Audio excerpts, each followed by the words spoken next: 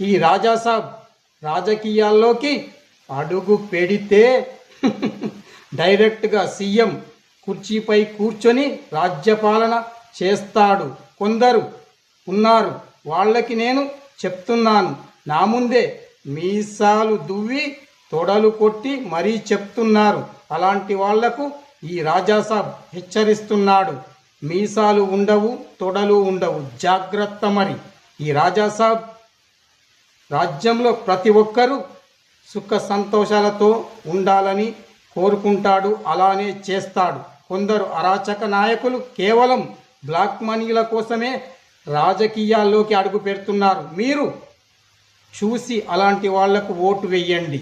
అర్థమయ్యిందా? అలాంటి వాళ్ళను ఓడగొట్టండి. ఈ రాజాసాబ్ ఒక్కడే ప్రజాపాలన అందిస్తాడు, అది మాత్రం గుర్తుంచుకోండి.